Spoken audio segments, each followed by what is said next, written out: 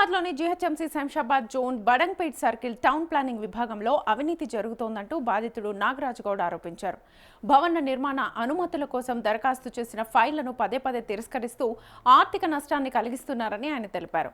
4 ఇళ్ల అనుమతుల కోసం దరఖాస్తు చేయగా ఒక్కో ఇంటికి 20,000 చొప్పున డబ్బులు డిమాండ్ చేశారని ఆరోపించారు.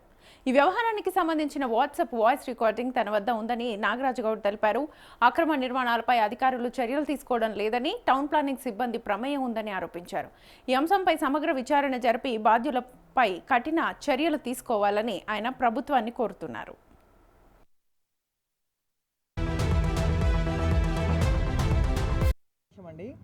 నేను కూడా క్వాలిఫికేషన్ అంటే డిప్లొమా, సివిల్, బీటెక్ అన్నీ ఉన్నాయి. గ్రూప్ 1, గ్రూప్ 2 కూడా సెలెక్ట్ అయినా, టీపీబీఓ సెలెక్ట్ అయినా. 10 ఇయర్స్ తెలంగాణ వచ్చినాక ఏజ్ పెంచినాక కూడా ర్యాంకు తెచ్చుకొని సెలెక్ట్ అయినా. అక్కడ కూడా లంచాలు అడిగితే నాకు వద్దన్న. ఇప్పుడు అదే లంచాలు ఇక్కడ ఇవ్వాల్సి వస్తుంది. మేము ఎలాంటి బతకాలి? ఇప్పుడు ఏజ్ అయిపోయింది.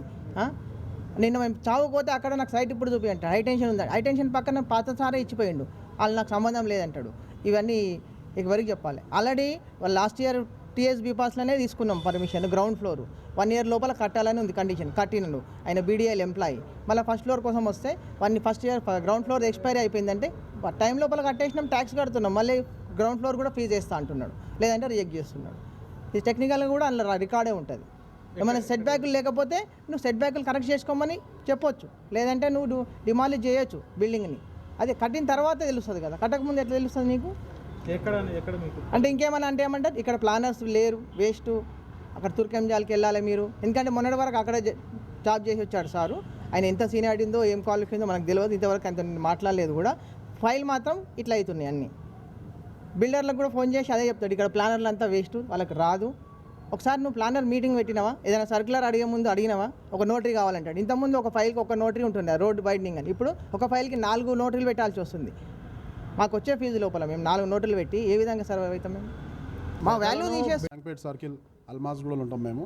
మాది వచ్చేసి బాధ ఏంటంటే బడంగ్పేట్ల సర్కిల్లో ఉన్నటువంటి టీపీఓ సెక్షన్లో ప్రస్తుతం ఉన్నటువంటి దినేష్ టీపీఎస్ ఆయన పైసలు ఇస్తేనే ఫైల్ అప్రూవ్ చేస్తుండు. దానికి సాక్ష్యాలు ఇవ్వండి. ఇప్పుడు ఒకటి హెచ్ఎండిఏ వెంచర్ ఉందనా, హెచ్ఎండిఏ వెంచర్ అంటే మనకు అన్ని అప్రూవ్డ్ ఉంటేనే హెచ్ఎండిఏ వెంచర్ మనం అందులో పోయి ప్లాట్ కొనుక్కుంటాం.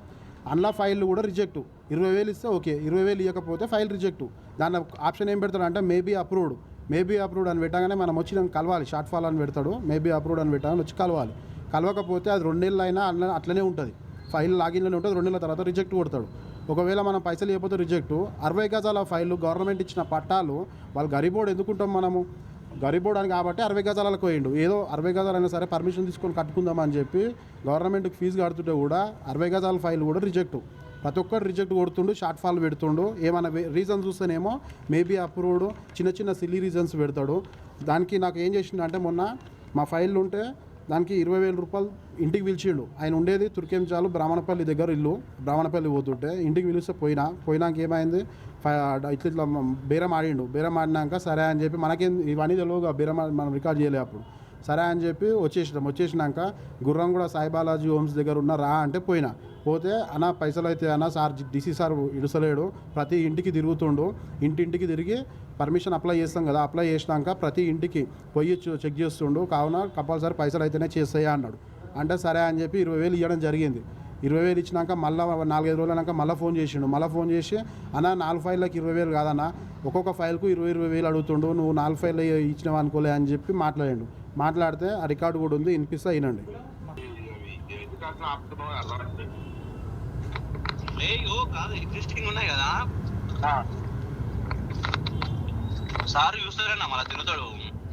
సార్ అంటే సమయ సార్. ఇప్పుడు అవి ఎట్లా అంటారు కాదు, మొన్న 20 ఇచ్చినావు కదా. అవును,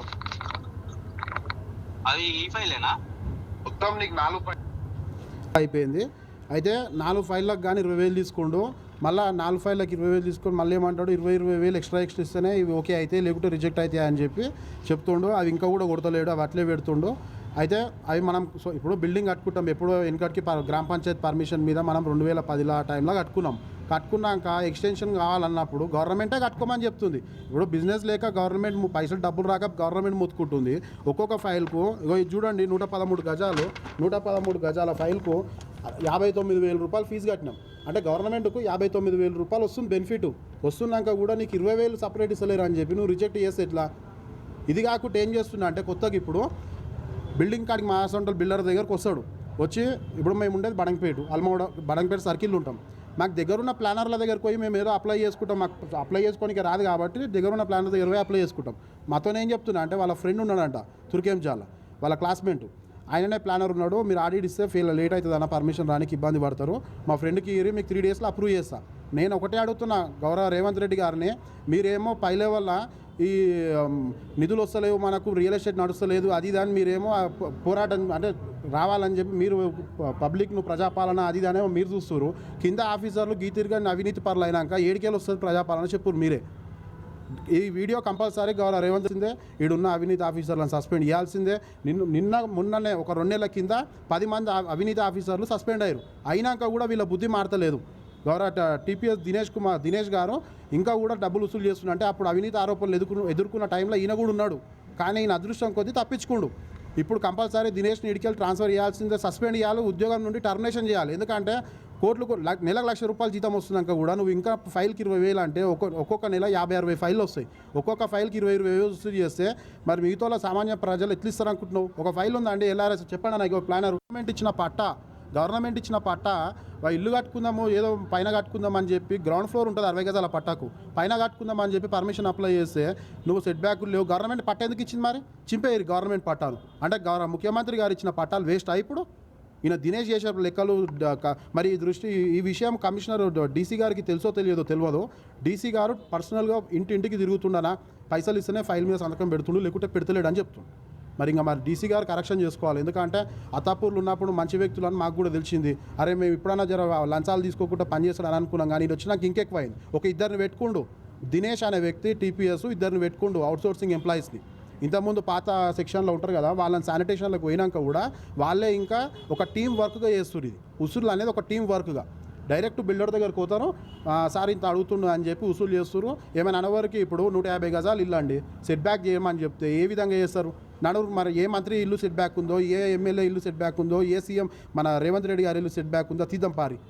అంటే వాడు 150 గజాలు ఇల్లు ఏదో ఒక రూపాయి జమ చేసుకొని ఇల్లు కట్టుకుంటే నీకు అది లేదు ఇది లేదు అని చెప్పి పైసలు ఇవ్వగానే ఓకే అవుతుందా? 60 గజాల పేపర్ని ఎన్ని చూపించాలి మీకు? ఫైల్ తీరి అసలు ఎన్ని అప్రూవ్డ్ కొడుతురు, ఇల్లు ఎన్ని రోజుల పర్మిషన్ ఇస్తే అప్లై చేస్తే ఎన్ని రోజుల అప్రూవ్ కొడుతురు? మీరు ఫైల్ చెక్ చేయరు కావాలంటే పై అధికారులు వచ్చి మొత్తం ఫైళ్ళు చెక్ చేయాలి. గౌరవ commissioner GHMC commissioner Kannan sir ఈ వీడియో మీ దాకా రావాలని కోరుకుంటున్నా. ఈడ జరిగే అవినీతి పరులను మీరు అంతం చేయాలంటే ఒక మంచి ఆఫీసర్ను పెట్టాల్సిందే కంపల్సరీ. ఇప్పుడున్న అవినీతి పరులు అందరినీ తీసేసేయారు.